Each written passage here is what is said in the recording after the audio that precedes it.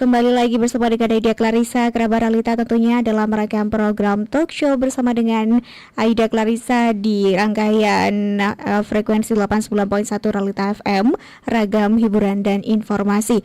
Di hari ini Jumat 31 Januari 2025, Aida Clarissa sudah bersama dengan dua narasumber dari Dinas Perindustrian dan Perdagangan Disperindak Kabupaten Pamekasan. Dan untuk kerabat realita dimanapun Anda berada, siaran kami hari ini juga bisa Anda simak di 89.1 Realita FM maupun di streaming via YouTube kami di Realita Official. Dan untuk kerabat realita yang juga punya berbagai pertanyaan maupun hal-hal yang ingin didiskusikan bersama dengan kami di pagi hari ini hingga formasi jam 11 siang, tentunya kita menantikan kerabat dan bisa Anda tuliskan di kolom komentar di streaming YouTube Realita Official. Dan tema yang kita angkat pada hari ini mengenai optimalisasi pasar daerah Pamekasan, ungkit ekonomi rakyat. Dan kami sudah bersama dengan dua narasumber dari Disperindak Kabupaten Pamekasan. Yang pertama ada Bapak Basri Yulianto selaku Kepala Disperindak Kabupaten Pamekasan, dan ada Bapak Handiko selaku Kabid Pengelolaan Pasar Disperindak Kabupaten Pamekasan. Kita sapa dulu dua narasumber kita pada pagi hari ini. Assalamualaikum, selamat pagi Bapak. Waalaikumsalam warahmatullahi wabarakatuh. Ya baik, sebelumnya bagaimana kabarnya di hari Jumat ini Bapak? Alhamdulillah, sehat walafiat. Alhamdulillah. Ada Pak Basri dan juga ada Pak Handiko yang pada hari ini akan membahas tentang optimalisasi pasar daerah Pamekasan. Dan kerabat realita, bagi Anda yang juga ingin bertanya, kita ingatkan kembali bisa disampaikan di streaming YouTube kami di Realita Official maupun di WhatsApp kami di 0878 1500891. Kita langsung saja ke Pak Basri dan juga Pak Handiko mengenai tema kita optimalisasi pasar daerah Pamekasan, ungkit ekonomi rakyat. Pasar ini kan memang satu tempat yang menjadi pusat dari ekonomi masyarakat begitu, dan di situ banyak sekali terjadi arus jual beli pedagang maupun penjual ataupun masyarakat yang ingin melakukan berbagai hal-hal ya untuk memenuhi kebutuhan sehari-hari mereka begitu ya Pak. Nah sebenarnya bagaimana potensi pasar di Kabupaten Pamekasan sampai sejauh ini untuk menjadi pusat ekonomi? Silakan Bapak. Terima kasih Mbak Clarissa. Jadi tema pada pagi hari ini menurut saya memang tepat untuk daya ungkit ekonomi masyarakat Pamekasan ini. Salah satu tumpuannya ada di pasar rakyat. Dinas Perindustrian dan Perdagangan Kabupaten Pamekasan sebagai salah satu OPD penghasil untuk pendapatan asli daerah memang berkepentingan bagaimana tata kelola pasar rakyat ini memiliki daya ungkit ekonomi bagi masyarakat. Karena kita tahu di pasar itu memang perputaran ekonomi setiap hari terjadi. Nah, jadi efeknya nanti kepada daya beli masyarakat, kemudian indeks pengeluaran dan pertumbuhan ekonomi. Jadi menurut saya itu. Kenapa ini sebuah potensi? Dari 13 pasar yang kami kelola, jadi 13 pasar rakyat tersebar di seluruh kecamatan di Pamekasan ini, memang potensinya masing-masing berbeda. Nah, ada yang pasar besar, kemudian menengah dan kecil. Nah, bagaimana tata kelola pasar ini tentu menjadi kunci. Pertama, kami mulai dari penataan database pedagang. Jadi sejak tahun 2024 ini kami sudah menerapkan digitalisasi data pedagang. Kalau sebelumnya manual, tetapi kami mulai dari Pasar Kolpajung tahun 2024 dan insya Allah tahun 2025 kami juga akan menerapkan digitalisasi data pedagang untuk pasar Kepo dan bertahap sehingga semua 13 pasar rakyat yang kami kelola ini semuanya sudah terdigitalisasi. Ini merupakan kunci dalam rangka transparansi tata kelola pasar. Karena basic datanya memang harus kita bangun, harus transparan dan lain sebagainya. Ini menjadi kunci. Oke, selanjutnya Pak Handiko, bagaimana melihat sebagai Kepala Bidang Pengelolaan Pasar tentang 13 pasar rakyat yang ada di Pamekasan ini, dan kalau bisa disampaikan begitu, apa saja 13 pasar yang menjadi pusat ekonomi di Pamekasan, utamanya memang ada yang besar, ada yang kecil juga, dan tersebar di banyak sekali kecamatan di Pamekasan. Baik, mohon izin Pak Kadis, baik akan saya jelaskan terkait dengan daya ungkit ekonomi rakyat.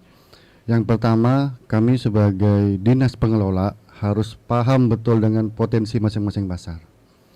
Agar apa? Agar kita dapat suatu paham akan potensi pasar itu dengan keadaan pasar itu.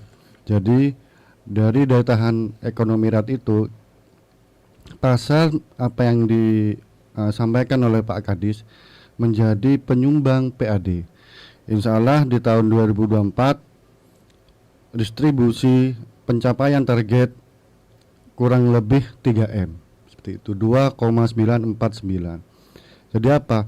Apabila pasar itu targetnya tercapai atau bagus, intinya seperti itu, berarti ekonomi rakyat di pasar itu bagus. Intinya seperti itu, Mbak Glenisa. Oke, 13 pasar rakyat tadi termasuk pasar besar dan pasar kecil ya Pak ya. Nah, ini pasar apa saja yang kemudian masuk dalam daftar prioritas untuk namanya menjadi pusat perekonomian dari masyarakat di Pamekasan? Intinya kalau 13 pasar itu tidak ada prioritas, Mbak. Semua sama. Semua harus diprioritaskan. Karena apa? Di situ ada transaksi antara penjual dan pembeli. Jadi pembeli harus nyaman, Mbak. Apabila pembeli nyaman, penjual akan laku menjual dagangannya. Kan intinya seperti itu. Ada penjual, ada pembeli. Tapi kalau dilihat dari potensi pasar kembali, memang kita subkan lagi pasar itu. Ada pasar hewan yang terbesar se-Madura, itu pasar Kepo. Ada pasar 17 Agustus di mana di situ ada, di dalamnya juga ada pasar batik. Jadi masing-masing pasar itu punya ikon masing-masing. Dan insya Allah pasar semua berpotensi untuk ekonomi rakyat, seperti itu. Oke, selama tahun 2024 kemarin disampaikan PAD ya Pak ya, ya sekitar 3 miliaran rupiah. Ya, nah itu disumbangkan dari pasar-pasar tersebut atau pasar-pasar kecil juga termasuk di dalamnya? Iya, termasuk Mbak, itu semua pasar, 13 pasar itu. Oke, bagaimanakah kemudian proses optimalisasinya Pak? Karena kita tahu kan pasar tradisional itu berbeda begitu sekarang dengan pasar-pasar modern yang bahkan kalau kita hanya punya produk, tidak punya kios ataupun punya los, kita sudah bisa jualan begitu. Nah, bagaimana untuk tetap bisa menghidupkan ekonomi kerayaatannya di sana? Intinya kita tidak bisa, Mbak, kita tidak bisa menghilangkan ikon tetap pasar tradisional. Karena apa yang dijual online itu tidak akan sama yang ada di pasar. Itu seperti itu. Jadi untuk masalah itu kita kembalikan juga, Mbak, ke pedagang, karena di pasar itu semua yang dijual itu hasil dari ekonomi rakyat, seperti itu. Oke, Pak Kadis, bagaimana sebenarnya peranan pemerintah daerah sendiri dalam merealisasikan pasar daerah Pamekasan ini untuk membangkitkan atau untuk menghidupkan ekonomi kerakyatannya? Baik, jadi untuk meningkatkan atau mengungkit perekonomian masyarakat, tadi Mbak sudah menyinggung tentang toko modern, pasar modern dan lain sebagainya. Jadi di tengah-tengah persaingan ekonomi di Pamekasan, kami ingin menjamin investasi di Pamekasan ini aman.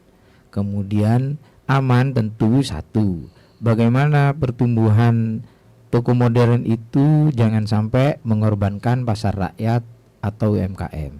Tetapi bagaimana pasar rakyat ini bisa tumbuh bersamaan perkembangannya dengan toko modern dan toko swalayan. Jadi itu. Nah, bagaimana strateginya? Tentu kita butuh strategi.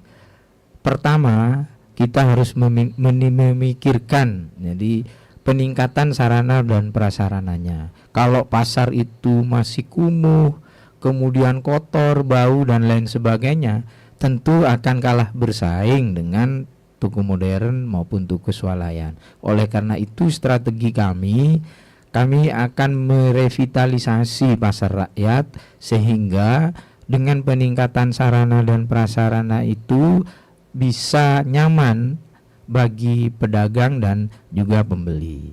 Contoh, tahun 2023 kami sudah bisa merevitalisasi Pasar Kolpajung. Kemudian tahun 2024 kita juga bisa merealisasikan Pasar Kepo, dan ini strategi ini akan terus kami lanjutkan. Jadi jangan harap pasar rakyat bisa bersaing dengan toko swalayan dan toko modern lainnya, karena kita tahulah fasilitas yang mereka lengkapi, misalnya untuk toko swalayan bersih, sudah dengan AC dan lain sebagainya. Tetapi pasar rakyat ini harus tetap kita kembangkan. Kita jangan menyerah dengan keadaan. Oleh karena itu strateginya kami akan merevitalisasi beberapa pasar rakyat secara bertahap.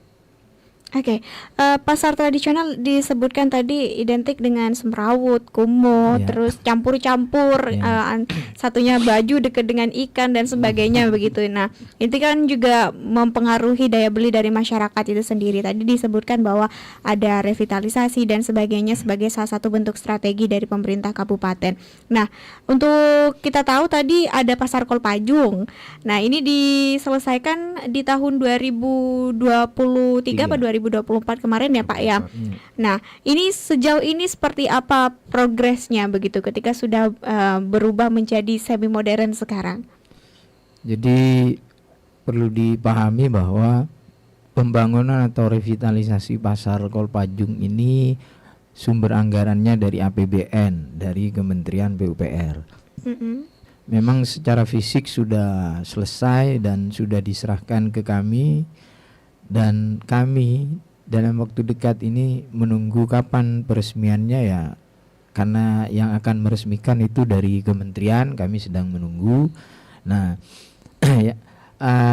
fasilitas yang sudah kami berikan kepada para pedagang tentu sesuai dengan harapan kami bisa meningkatkan pelayanan tidak saja kepada pedagang tapi juga kepada masyarakat secara luas.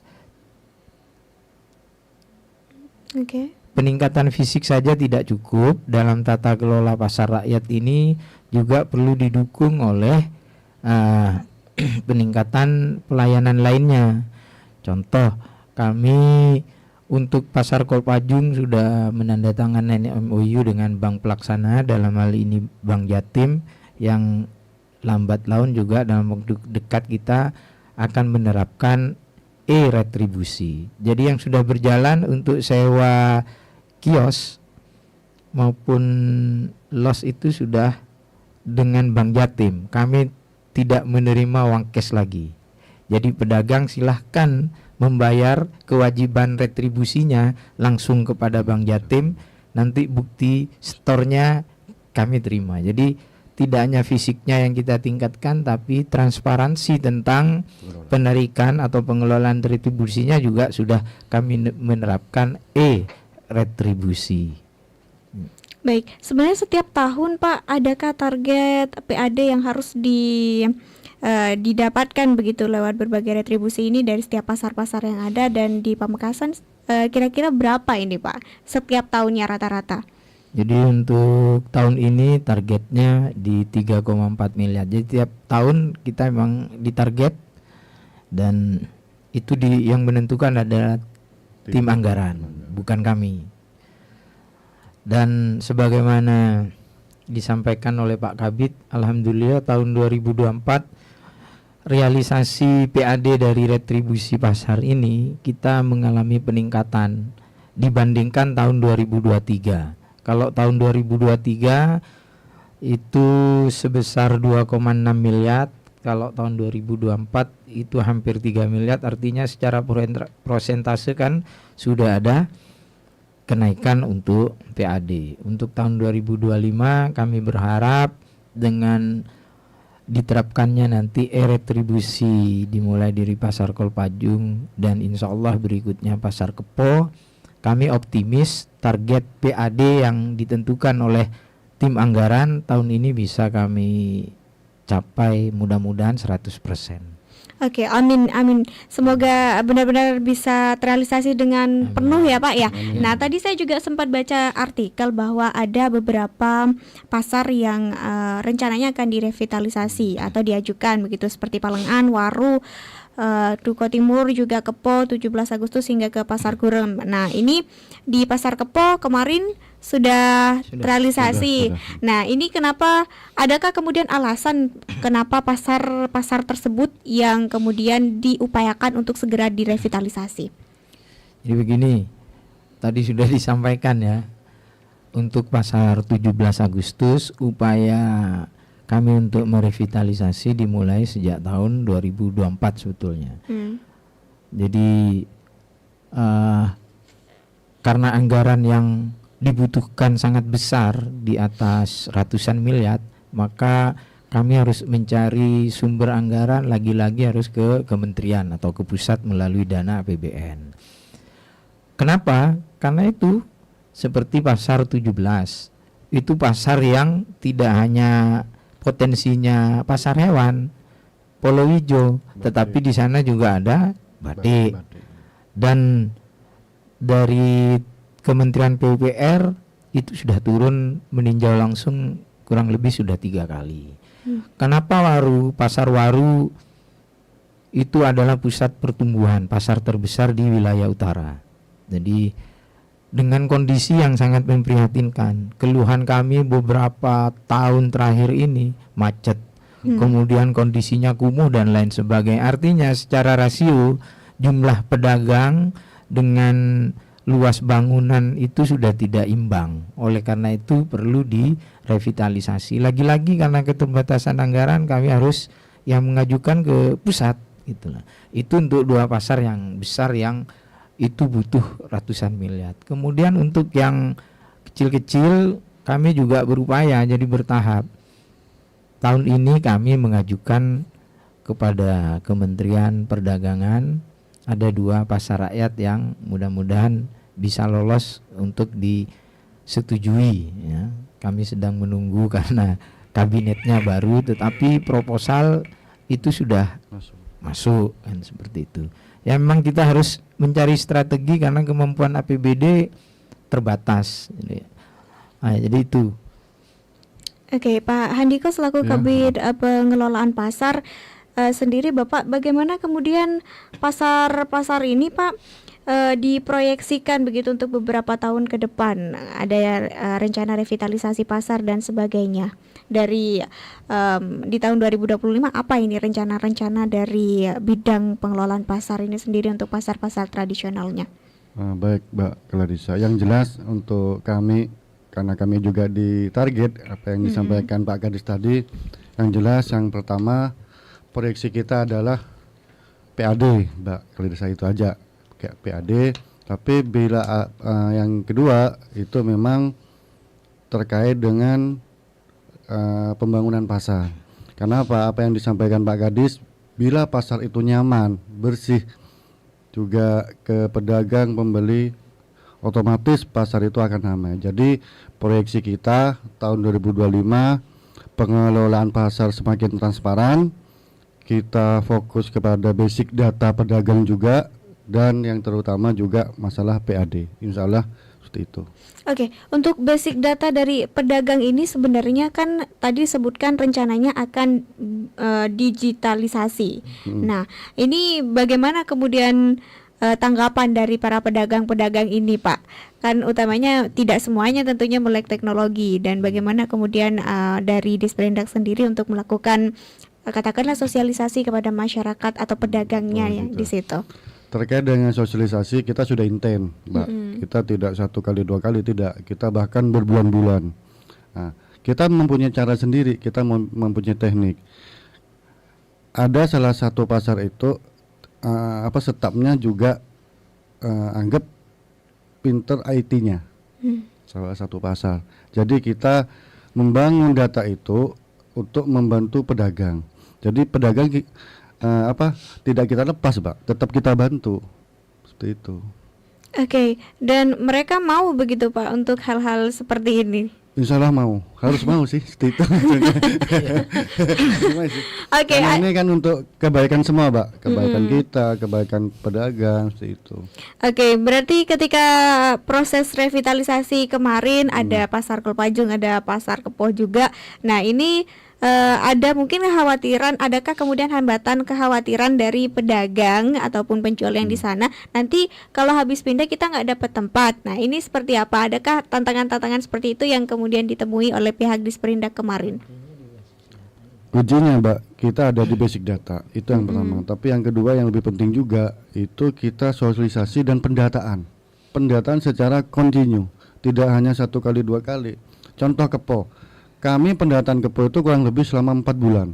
Dari bulan 2 Februari 2024 kita selesai di bulan Juni akhir. Jadi kita itu tongkrongin, Mbak. Kita itu tongkrongin pasar Kepoh setiap pasaran. Benar, Mbak. Karena kasihan, takutnya hari Selasa pedagang itu jualan, Sabtunya tidak jualan. Iya, Nah, betul. jadi kita tungguin, Mbak, pasar itu karena kasihan, Mbak, seperti itu. Terutama yang PKL. Jadi mereka yang jualannya ngejar pasar, ya kan? Kadang hari ini jualan, minggu depan tidak jualan. Jadi Kan itu kalau enggak kita intens pendataannya, moro-moro seketika ada pedagang baru yang tidak masuk data. Ada yang sudah masuk data tapi tidak jualan dan lain. Jadi itu memang mekanisme pasar seperti itu yang namanya pasar rakyat. pasar rakyat. Karena memang suatu pasar itu, Mbak, pedagangnya itu tidak harus menetap di situ. Karena memang ada pedagang yang suka berpindah-pindah. Pedagang mutasi katanya, Mbak. Pindah seperti itu. Tapi itu boleh begitu, Pak? Boleh, karena Boleh. pasar itu kan memang tempat jual beli, Mbak. Memang tempat orang transaksi, memang siapapun boleh, Mbak, pasar. Tidak ada larangan untuk menjual, tapi pasar itu juga punya aturan, Mbak, seperti itu.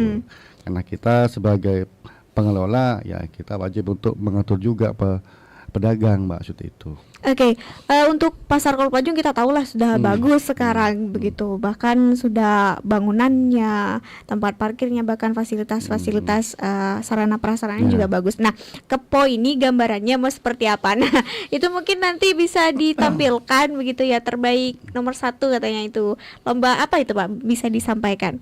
Jadi untuk pasar Kolpajung kita dinyatakan sebagai terbaik pertama lomba pasar pangan aman berbasis komunitas untuk tingkat Provinsi Jawa Timur.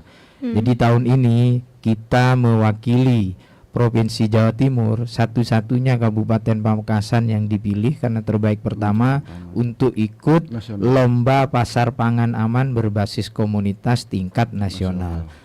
Jadi penilaian pasar pangan aman ini bukan hanya dinilai fisiknya, memang fisik nilainya tinggi, pemenuhan tempat pengelolaan sampah, kemudian pengelolaan limbah, penyediaan tempat atau ruang cold storage untuk menjaga kesegaran ikan, daging dan lain sebagainya, tentu dibutuhkan fisik, ya kan, fisiknya. Tetapi di sini juga ada yang non fisik. Pasar pangan aman ini aman termasuk juga misalnya komoditasnya, sayuran nanti dicek disemprot enggak dengan bahan kimia untuk menjaga kesegarannya. Ikan misalnya penggunaan formalin, ya kan. Makanan yang dijual misalnya di pasar kan ada orang jual bakso dan lain sebagainya, dites menggunakan borak atau enggak. Jadi terhadap bahan-bahan kimia yang sangat berbahaya kepada kesehatan itu juga indikator penilaiannya. Jadi tidak hanya bangunannya tetapi juga komoditas yang dijual. Alhamdulillah kami dinyatakan yang terbaik se-Jawa Timur untuk tahun 2024 sehingga kami akan mewakili Provinsi Jawa Timur ke tingkat nasional. Mohon doa restunya karena semua ini tentu perlu edukasi tidak saja kepada pedagang, kami juga selaku pengelola, tapi juga masyarakat. Bagaimana pasar itu bisa dinyatakan aman kalau masyarakatnya buang sampah di pasar sembarangan, ya kan? Betul, Pak. Tidak berpikir. Nah itu, jadi ini indikatornya banyak. Jadi alhamdulillah, jadi mohon doa restunya kepada terutama masyarakat Pamekasan, kita bisa terbaik lah di Indonesia. Dan ini tentu tantangan bagi kami karena kami mewakili Jawa Timur di tahun 2025 ini, sehingga target kami bisa yang terbaik lah di Indonesia. Kami harus bersaing dengan kota-kota besar, kota-kota yang sudah maju, pasar rakyatnya sudah mungkin lebih dulu maju dari kita, tapi kami tidak pernah berkecil hati. Tentu kami punya kiat-kiat bagaimana target ini bisa tercapai. Amin. Semoga diberikan kemudahan juga ya Pak ya. Amin. Dan ini juga bisa menjadi prestasi tentunya untuk Kabupaten Pamekasan. Nah, saya juga penasaran Pak. Sebenarnya kalau di pasar-pasar itu ada cerita-cerita yang disampaikan bahwa ketika ada penjual atau pedagang-pedagang itu kayak dimintain uang gitu Pak, 1.000 2.000 per orang. Nah itu sebenarnya oknum yang bukan bagian dari Disperindak atau seperti apa? Atau mereka cuman orang-orang yang tidak bertanggung jawab, tapi katakanlah bagaimana ya penyebutannya untuk orang-orang seperti ini. Tapi itu pernah terdengar tidak Pak ke Disperindak, ada laporan-laporan seperti itu tidak?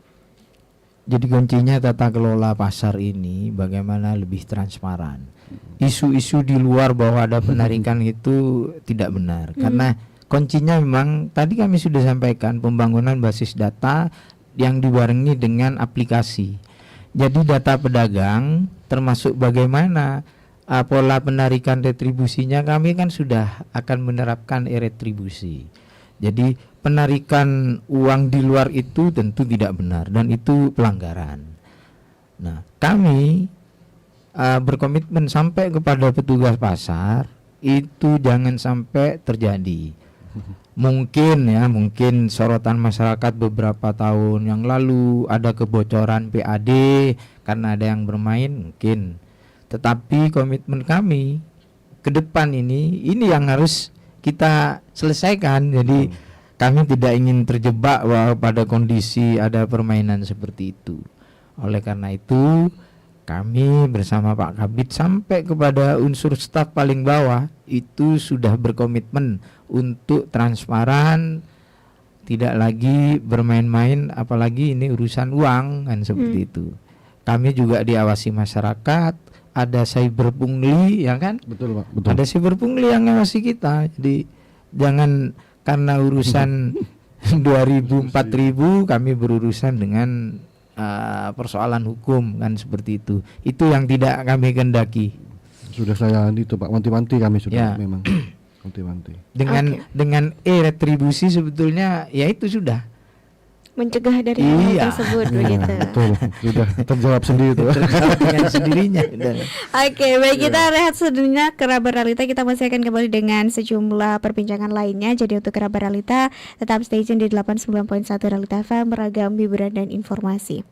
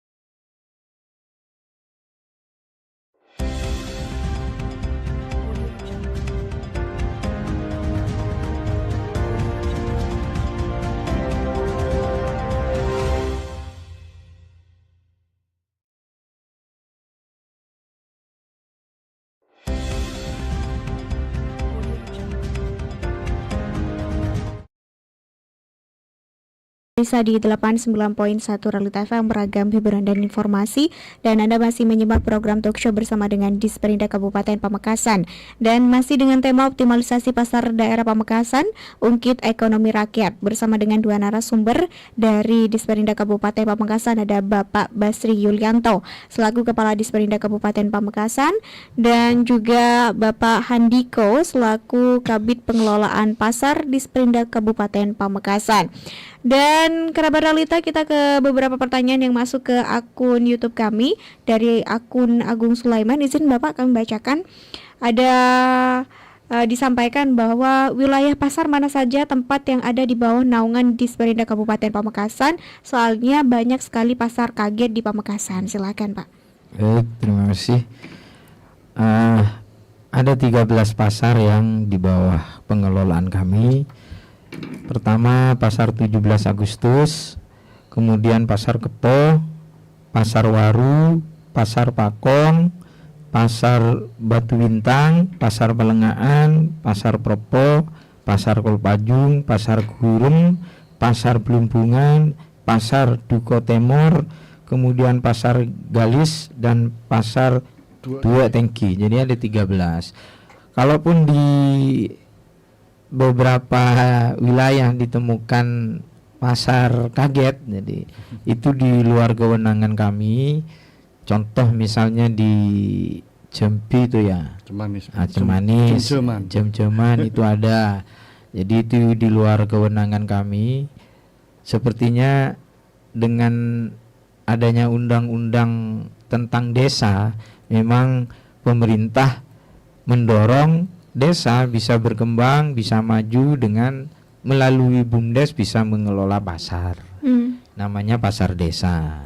Yang kami ketahui seperti di Pasar Nempan itu pasar desa dan pengelolaannya bagus. Nah mungkin di beberapa titik itu memang pasar kaget itu di bawah naungan atau pengelolaan pemerintahan desa, bukan di bawah kami. Oke, jadi hanya 13 pasar tadi ya yang menjadi kewenangan dari Disperindak Kabupaten Pamekasan. Selanjutnya ini ada dari Arif Darmawan. Pasar Kolpajung sudah bagus, semoga yang di sana memang orang yang benar-benar menempati di sana. Berarti itu yang jualan di sana adalah orang-orang yang didata sebelumnya ya Pak ya? Iya. Oke, ada dari akun Indah Permata juga. Bapak, jika memang mendigitalisasi pasar, apakah sudah ada penyuluhan bagi pedagang yang ada di sana? Pasti. Jadi tadi itu yang kita sampaikan.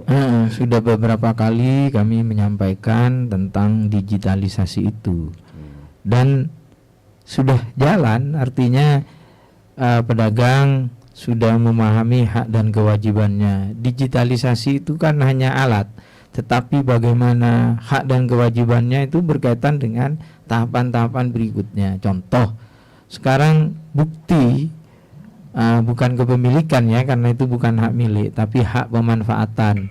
Jadi untuk kios atau toko sesuai dengan Perda dan Perbub bentuknya sudah berbeda. KIP namanya. Kalau dulu orang menyebutnya buku merah, sekarang bukan lagi buku merah tetapi KIP, dan itu BIP ya, BIP. Itu untuk kios dan los itu sudah terdigitalisasi karena aplikasi yang kami bangun teras pasar itu sudah dengan NIK. Jadi buku itu sudah teraplikasi di teras pasar, basis datanya adalah NIK. Jadi itulah yang kami sebut dengan digitalisasi. Nah, boleh kami tunjukkan ini sekarang seperti ini. Nah, warnanya sudah biru, ada barcode-nya. Nah, ini ada barcode. Jadi semua identitas pedagang kami jamin. Nah, tidak manual kembali. Kalau tadi ada pertanyaan apa itu sudah sesuai data. Jadi kami sudah punya data itu loh. Oke, jadi termasuk yang untuk pedagang yang hamparan itu mendapatkan KIP namanya. Kalau ini untuk toko dan kios, kalau yang ini KIP kartu identitas untuk hamparan yang di bawah itu sama sudah berbasis NIK. Ada aplikasinya teras pasar namanya. Nah, jadi kami Pertama, memang kami membangun basis data dengan digitalisasi. Apa yang selama ini orang, ya mohon maaf, kami beberapa kali disampaikan bahwa itu bukan pedagang, kami tinggal cek aja, oh iya benar, karena ada barcode-nya. Kalau memang dia bukan pedagang, kan ketahuan, kita cek real time, kita pakai HP aja udah cek mana. Oh ternyata dia memang pedagang liar, akan ketahuan. Beda dengan yang masa lampau, buku merah ini. Nah, manual. ini yang buku merah manual, jadi bisa ditulis tangan, di tip X ya, stempelnya stempel biasa kan Kita bisa nyetak sendiri. Nah ya, makanya dengan era teknologi informasi yang makin maju sekarang, kami memanfaatkan itu gitu loh, dalam rangka transparansi. Oke, selanjutnya ada dari akun Dwi Anggraini.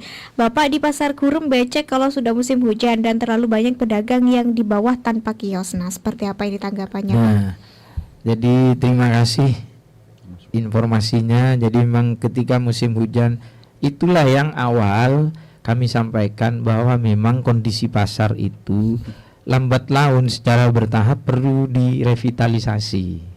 Jadi memang ada kondisinya yang ketika hujan becek kan seperti itu. Kemudian melubernya pedagang. Jadi di pasar ini ada yang pedagang menempati toko atau kios. Kalau itu sudah pasti, ya kan?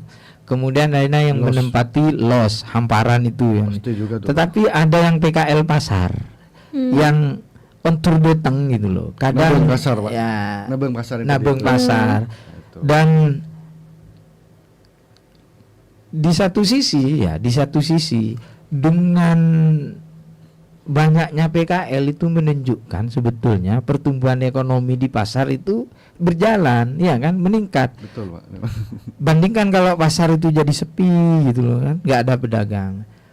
Walaupun daya ungkit ekonomi itu tentu kami perlu penataan, yaitu dengan nanti revitalisasi kan akan kita tata. Contoh dengan nanti pasar yang sudah direvitalisasi sudah kita tetapkan zonasi, mana yang basah, kemudian mana yang kering dan lain sebagainya. Jadi terima kasih Mbak siapa? Mbak Dwi. Mbak Dwi. Jadi itu juga menjadi target kami, bagaimana pasar Kurum ke depan bisa kita tata lebih baik. Mohon bersabar karena semua memang kembali kepada anggaran yang ada. Jadi keterbatasan anggaran. Yang penting pasar Kurum itu transaksinya tiap hari jalan, ya. Semakin banyak pedagang itu menunjukkan bahwa pertumbuhan itu di sana terjadi, ya kan, daripada pasar sepi. Walaupun yaitu kadang becek atau kadang mereka meluber sampai ke pinggir jalan. Terima kasih, nanti ke depan akan kami tertibkan. Oke, selanjutnya dari akun Eva Magdalena. Sentra batik itu apakah ada di bawah naungan Disperindak? Soalnya tidak digunakan sebagaimana mestinya. Nah, ini bisa diklarifikasi nih, Pak. Jadi ini kami sampaikan A sampai Z ya. Jadi awalnya penetapan sentra batik Kelampar itu tentu berdasarkan studi kelayakan. Ada visibility study bahwa di sana itu layak untuk dibangun sentra batik. Dan itu sudah berlangsung puluhan tahun yang lalu.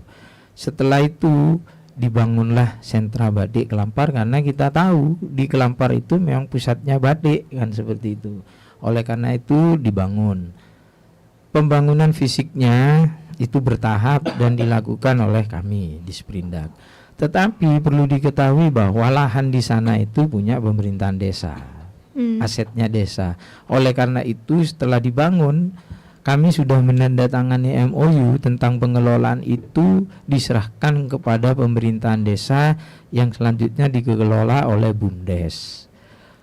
Perjanjian itu masih sampai dengan tahun 2027. Nah, walaupun ada masukan dengan kondisi sekarang kurang optimal ya pengelolaannya, kok tidak dikelola langsung oleh Disperindak. Nah, itulah yang kami sampaikan bahwa kami masih ada MOU atau perjanjian, ada akte notarisnya ada, perjanjian itu sampai 2027. Sambil lalu memang kami ingin mencari solusi ke depan bagaimana kami masih menunggu tahun 2027 apakah pemerintah desa masih ingin melanjutkan itu dan lain sebagainya. Dan ini kebijakan ini tidak hanya Disperindak tapi kebijakan pemerintah daerah. Pemerintah daerah ini ya tentu Pak Bupati dan Dewan, karena dulu ketika akan dibangun pun juga kebijakan itu sepengetahuan pemerintah daerah. Oke, baik. Selanjutnya ada dari akun Batik Madura Center, di pasar 17 parkirnya nggak muat Pak. Mohon parkirnya ditambah atau ditingkat karena banyak orang parkir di luar. Di sebelah timurnya kantor KB dan itu eman-eman. Kalau dikelola maka masukan PAD juga dapat bertambah. Baik, jadi terima kasih masukannya. Memang urusan parkir ini di pasar juga menjadi persoalan tersendiri. Sesuai kewenangan, sebetulnya ini kewenangan Dinas Perhubungan, karena di depan itu sudah ada tempat parkir yang dengan portal itu, karena itu memang kewenangannya. Tetapi kami di awal sudah menyampaikan strategi kami. Salah satu proposal yang sudah kami ajukan ke kementerian itu adalah pasar 17. Untuk menjawab kondisi di lapangan sehingga macet ya, parkir tidak muat, kami sudah menyusun master plan. Jadi di dalam master plan itu sudah dihitung nanti, mudah-mudahan ketika anggaran itu disetujui, jadi persoalan parkir insya Allah tidak akan terjadi, karena kami sudah menghitung tentang lahan parkir kami perluas. Seingat saya di proposal itu insya Allah nanti kali yang di depan itu di Bokalvet sama di sisi selatan itu juga, sehingga bisa jadi akses untuk parkir dan juga kendaraan. Kalau sekarang kan kalinya itu terbuka kan. Nah, jadi untuk menambah SRP namanya, untuk menambah luas daya tampung parkir. Nah itu, terima kasih Pak masukannya. Sementara memang itu menjadi persoalan tersendiri, sehingga karena tidak muat yang menempati itu di sebelah utara sampai ke timur kantor KB, dan kami tidak tahu itu sepertinya yang mengelola masyarakat. Yang dikelola oleh Pemkab adalah yang di depan, dan itu kewenangannya Dinas Perhubungan. Tapi ke depan dalam master plan yang sudah kami usulkan ke pusat itu juga sudah memperhitungkan lahan parkir. Oke, baik. Selanjutnya ada dari akun Lexi. Bapak, di pasar Parteker itu memang dikonsep seperti itu atau memang pedagangnya yang nakal? Nah, silakan ini Pak dijawab. Tadi kami menyampaikan ada 13 pasar rakyat di bawah Disperindak ya, kewenangan kami. Untuk pasar Parteker saya belum bisa berkomentar banyak karena itu di luar kewenangan kami. Tapi memang saya selaku masyarakat ya yang sering lewat di sana, memang kondisinya ya memprihatinkan lah. Tapi kami tidak bisa menjawab lebih jauh karena itu di luar kewenangan kami. Terima kasih. Oke, selanjutnya ada respon dari masyarakat dari Susi Aprilia. Semangat keruralitas, semoga semakin baik ke depan dengan informasi terbaru. Terima kasih. Amin. Ada dari Nita Yulia. Terima kasih Disperindak sudah memberikan yang terbaik buat Pamekasan dan para pedagang. Sabar Bapak, terkadang pedagang banyak yang ngeyel kalau dikasih tahu. Enggak ya Pak ya, gimana? Sudah tidak atau bagaimana? Harus sabar tuh Pak. Memang kuncinya harus sabar. Jadi Pak. kita ini Harus sabar. berhadapan dengan orang yang lagi mencari nafkah. Walaupun ya itu dinamika lah, kami kadang dibentak, dimarahi, dicaci maki biasa. Sampai diancam Pak juga. Ya diancam bahkan ada gitu. Tapi ya itu kuncinya butuh kesabaran, karena yang kami hadapi adalah manusia ya, person. Beda kalau yang dihadapi itu barang itu kan ya. Jadi memang terima kasih Mbak, spotnya itu merupakan apa ya, sudah sesuatu yang harus kami hadapi gitu loh. Oke, ya terakhir mungkin Pak Basri, seperti apa harapannya untuk ke depan untuk optimalisasi pasar di daerah Pamekasan ini untuk ungkit ekonomi rakyat, begitu sesuai dengan tema kita. Jadi angan-angan kami pasar rakyat di Pamekasan ini ke depan bisa direvitalisasi bertahap semuanya. Jadi kami berupaya, karena memang kata kuncinya di era persaingan sekarang ini, kita sarana dan prasarana itu menjadi kunci. Kalau tadi aja di Pasar Kurin disebutkan becek, ya wajar lah orang akan malas ke sana kalau enggak memang perlu-perlu amat. Nah, tapi kalau pasarnya sudah representatif gitu, sekuat apapun persaingan itu, maka insya Allah pasar tetap berkembang, pertumbuhan ekonomi di pasar itu tumbuh sehingga menjadi daya ungkit ekonomi masyarakat. Ujung-ujungnya adalah peningkatan PAD, karena retribusi pasar ini di struktur APBD kita sebagai sumber pendapatan itu sangat tinggi. Artinya harus diharapkan kita tidak lagi APBD itu menggantungkan pada transfer pusat ke daerah melalui DAU, DAK maupun dana insentif, tetapi bagaimana potensi PAD tidak hanya di Sprindak, semua OPD yang memiliki sumbangan kepada PAD itu untuk lebih optimal. Salah satunya di Sprindak dengan retribusi pasar, sehingga itu juga untuk kepentingan masyarakat melalui APBD. Baik, terima kasih Bapak Basri Yulianto selaku Kepala Disperindak Kabupaten Pamekasan, dan ada juga Bapak Handiko selaku Kabid Pengelolaan Pasar Disperindak Kabupaten Pamekasan sudah hadir di studio pada siang hari ini. Terima kasih juga untuk kerabat realita yang sudah setia bersama dengan Ayuda Clarissa. Sekaligus kita juga mengakhiri kebersamaan kita dalam rangkaian program Ruang Kabar dan Talk Show bersama dengan Disperindak pada siang hari ini. Ayuda Clarissa pamit undur diri, stay healthy dan keep positif. Wassalamualaikum warahmatullahi wabarakatuh.